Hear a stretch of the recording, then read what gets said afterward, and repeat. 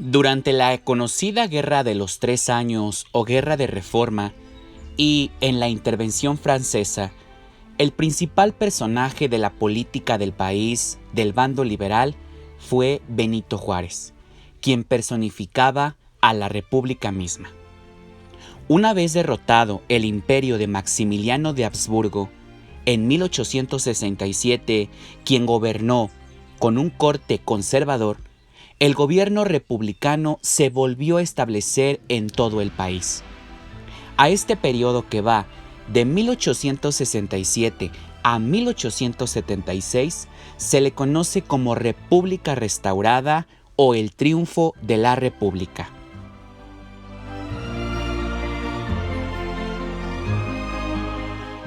Con el triunfo de la República sobre los grupos conservadores y la intervención francesa, por fin se estableció en nuestro país una relativa estabilidad política y económica, ya que las presiones extranjeras para conquistar a México dejaron de ocurrir y por fin concluyó el enfrentamiento entre los dos grupos antagónicos, los liberales y los conservadores, quienes habían originado las principales confrontaciones y guerras civiles durante las 5 primeras décadas de la vida independiente de nuestro país.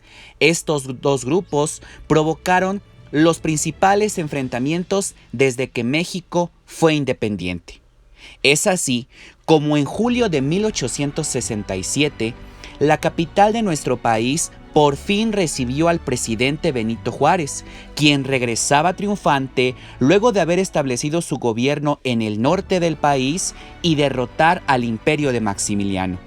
Con esta victoria, por fin se estableció la República en todo nuestro país.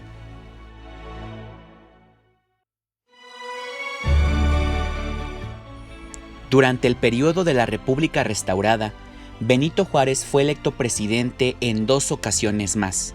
Sin embargo, tras muchos años de lucha, al restaurarse la República, el país tuvo más dificultades políticas. ¿Cuáles fueron? Principalmente esta, que el Partido Liberal se dividió, porque una parte de este grupo se oponía a que Benito Juárez se reeligiera como presidente, mientras que otros lo defendían para que continuase gobernando. Luego de terminarse la Guerra de Intervención Francesa, Juárez estableció un gabinete con civiles, es decir, los militares ya no habían sido invitados a formar parte del gobierno. Entre ellos, Porfirio Díaz protestó por no haber sido incluido en el gobierno. Hubo otro conflicto más, ya que en el centro del país y en muchas otras regiones, durante la guerra, los jefes militares controlaban las actividades económicas de estas regiones y se apropiaban de sus recursos. Sin embargo, Benito Juárez trató de quitarles este poder, lo cual provocó aún más su descontento. Fue así como la situación económica se agravó. La carencia de recursos fue uno de los principales problemas que enfrentó la República Restaurada.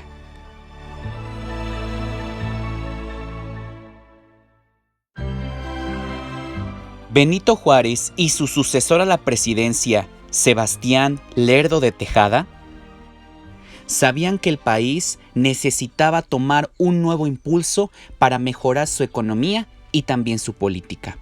Fue así como empezaron a implementar medidas para fortalecerla.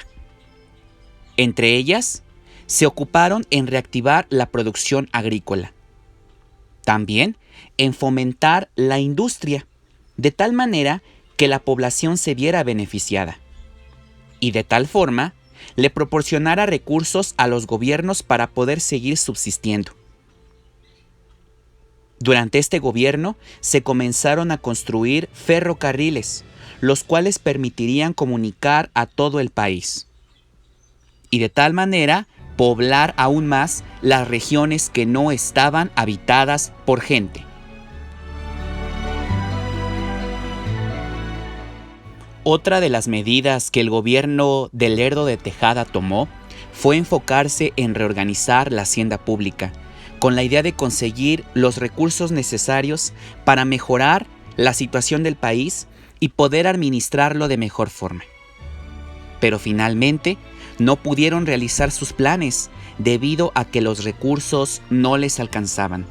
También ocurrió que muchos campesinos se rebelaron ya que habían sido despojados de sus tierras. Había mucha inseguridad en sus caminos y también hubo sublevaciones, o sea, levantamientos armados de algunos jefes militares contra los gobiernos. Es importante recalcar que el gobierno no tenía dinero por tantos años de guerra, mucho menos lo tenía la población.